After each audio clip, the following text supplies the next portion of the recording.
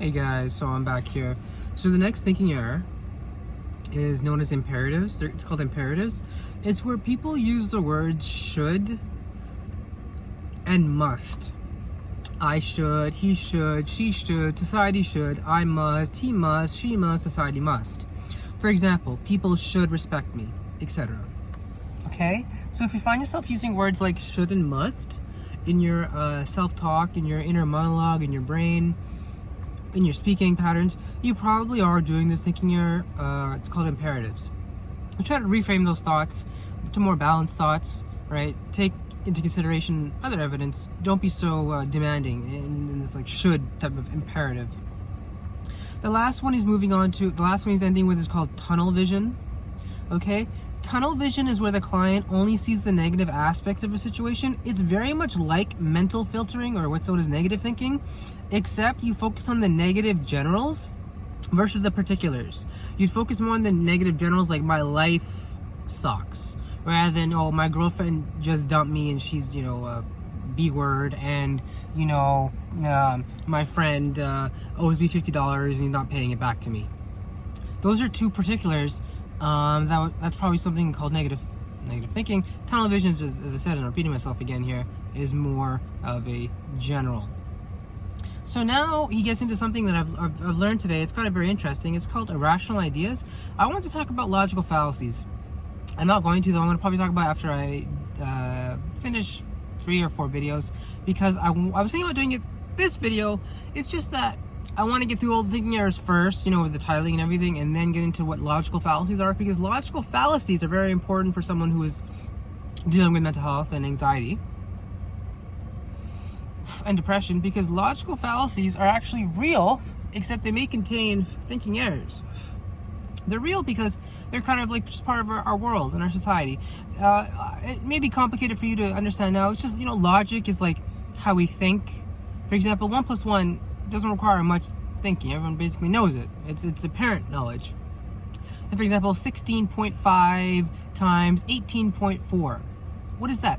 That's more of a what's known as a knowledge that requires some sort of apprehension. Requires some sort of. It's not at hand. It requires a calculation in your brain. And so those calculations you have in our brain, right? Sometimes they're right in terms of our world, and also right in terms of ourselves. And they can also be what we've talked about here: negative thinking, mental filtering, selective abstraction. So if that's too complicated, just stay with me here. It will get more fleshed out once I kind of go with it and kind of explain it more. So these irrational ideas, as I said, they're not the same as cognitive distortions, although there's some overlap. Okay, these are more, though, somewhat, they're like the core beliefs. If you remember what core beliefs are, they're like those thoughts or those philosophies or those ideas or those books people have that are like the matrix that helps them decide what thing is good or bad. So when people have anxiety, though, their core beliefs get all screwed up, and what happens is they end up having core beliefs that lead to thinking errors. I can see this a lot in my life. And so I'm going to list the core beliefs, and I'll try to go through some of the thinking errors that I can see in these core beliefs. Okay? So for example, I absolutely must have sincere love and approval. Now, obviously, we would love that. We have to look at it from an evidence point of view, though. That's not necessarily, philosophically, does sincere love even exist? Does approval, is that a real thing, or is that just in the minds of people, a subjective experience? Right? What about friends who aren't your true friends? The second one is I must be thoroughly competent, adequate, and achieving in all respects. I know with OCPD you get this one a lot. Ends up with a lot of self-loathing, a lot of I feel like I could be doing more, and I want to do things better.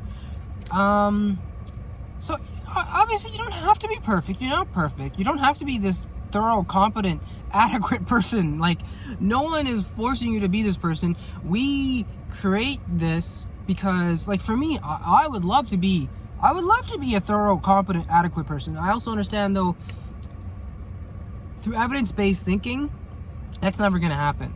That doesn't mean I can't achieve it, and that's kind of like what we have goals and like these positive core beliefs, like I want to be a positive person. I want to be like a person who, did something for their life and had a lasting legacy. Someone who put more, into themselves. I don't know how to explain it. Like someone who just had like Churchill, for example, right? That doesn't mean I have to be like Churchill all the time. This great. I'm not, it's a bad example. I mean, like someone who's competent and kind of knows what they're doing. It means those goals and understanding that you're never going to be that way. That history calls on people for certain things, and I'm not saying feel bad about yourself. I'm saying when you have this as a core belief, a fixed, unchanging belief that can't change, you're going to get into thinking errors. Third one is people who harm me are uniformly bad. Like you can see this one as obviously black and white thinking, right? Like basically you're saying all people who harm me are bad, right? So that's like, it's just, think about it. There's 7 billion people. If every one of them harms you, do you really think all of them are bad? Like, just think about it. Like, if you had control of the world, you can force every single person to do something bad for you. Would that mean they're all bad? No, they're doing it because you're king of the world, and if they disagree with you, you'll kill them. Right? So you gotta look at things more logically. Sometimes people just have bad days, and you gotta look at it from a more evidence-based point of view. Next one is when things do not go my way, life is awful. Right? Same thing, right? When things do not go my way, life is awful. Awful compared to what? Like I was watching a documentary today about those Chilean miners. I think I've referenced this earlier. This guy was telling me he made it basically to like the foothills of the Andes after like 2 months of surviving. He said, and this is almost a direct quote, he said, I had water, I was breathing, and I had grass to eat, and I was in heaven. I was in a 5-star hotel, he said. So, what is awful life? What is an awful life? A little gratitude here, gratitude list. Awful life. What does that really mean? Let's keep things in perspective. This is what you'll end up doing with negative with anxiety. We look at things as every thought we have is true, instead of saying, well, no. Before you had anxiety, did you think that? No. Something changed, right? Let's work on that, changing it back. Because it's not true. Every thought you have is not going to be true. That's why we have thinking errors. All right. So, next one is life should be fair, but it is not, so I cannot succeed. Again, like life isn't fair. I mean, I thought life was fair for a while. Life isn't fair. Life is not fair. I mean, I don't want to get into all psychological, philosophical discussions on that and everything, so let's just leave it at that. I mean, that's something you kind of got to understand. Life isn't fair. That doesn't mean you can't succeed. It doesn't mean you can't try. I mean, it's just sometimes you'll try as much as you can and you'll still get the short end of the stick. Moving on. As I said, that's just something we gotta be okay with. People with anxiety, I know we're used to loss and we think, oh, I can't deal with any more loss and the world is so unfair, I'm gonna have so more loss. That's the world we live in, man. That's the world we live in. Don't think you're alone or alienated in this sort of like understanding of the world. Everyone is disillusioned at this. Everyone woke up one day and realized, damn, man, the world is not fair. It was not what I was told it was gonna be. Fairy tales and Disney princesses. Next one is unhappiness is caused by external events. I mean, yes. All of it, though? I mean, okay, let's take the example of that tsunami in Japan. Yeah, sure. Unhappiness is caused by external events. I mean, who knows how many people fell in love in Japan that day, though? Right? Who knows how many people won the lottery that day in Japan? Who knows how many people, were just so happy hanging out with their kids in the park. So we can create a sense of happiness in ourselves with the people we connect with, despite the external happening on us, right? It's about staying positive. It really is, because then you get into these errors. Next one is good people do good things and bad people do bad things. Obviously, that's black and white thinking. There are no good people and there are no bad people, okay? It's a huge gray spectrum. Depending on where you are in the spectrum and how long you've been there determines your understanding of how good and bad you are. For example, if you've been a Muslim for like 8 years and you're a good Muslim, you would assume that's good, right? If you were, for example, I don't know, a drug addict for 8 years and then you quit for a couple of days, you would assume that is good. right? So we really got to look at things subjectively in a shade of gray. There are no good people, bad people. If you really look at it, people do things, I mean, in my opinion, I think people do things because of different reasons, not just because they're good or bad. For sometimes for the most random reasons, like no reason. You know how sometimes you just do things for no reason, like impulse buying a chocolate bar, or just no reason, right? No reason. Or just for whatever reason. It doesn't have to be because he's a good person. Like, do you identify yourself as a good person when you do things? You just try to do things. I mean, and bad people doing bad things, I mean, not only is it black and white, you're taking it personally. I mean, right? Who are you to say this person is bad? Like, you know, what is bad? What did this person do that was so bad? Like, the Nazis were bad. World War II is bad. What happened to you that is making it so that you're giving this person appellation of a bad person, right? Is appellation or appellation? You know, like a nomenclature. Why are you calling this person bad? What exactly did they do to you? Next thing, I must avoid disapproval from any source. Well, this is me for a long period of time. Remember when I was kind of in denial of being gay. That was the biggest thing. I can't let anyone know I'm gay. I can't even act gay. I have to think about girls all the time and be attracted to them and be this masculine man, because I don't want to be any disapproval from my friends or from the mosque or from scholars or from whatever, right? From my own sort of, I don't know, still unresolved issue of being gay Muslim, right? So this is something, again, that, you know, it's a must statement. You're using I must, right? So it's an imperative, right? You should, must. It's an imperative. You're saying that, you know, this has to happen, right? That I have to avoid disapproval. I mean, do you? Sometimes disapproval is a good thing. I know one time one of the greatest advices came to me through disapproval. I was backing out of a parking lot and I almost hit a guy. He looks at me and he says, "Watch where you're going." And I was like, oh crap, shit, it kind of was my fault. And I didn't really think much about it. I watched where I was going. And then now when I'm, you know, a couple years later, I thought to myself, I watch where I'm going more so because of what this guy said. Because I don't want some other guy coming up to me and saying, "Hey, you almost hit me, I'm going to kill you," or something, you know, or "I'm going to hit you." You know, so to me, just let life live.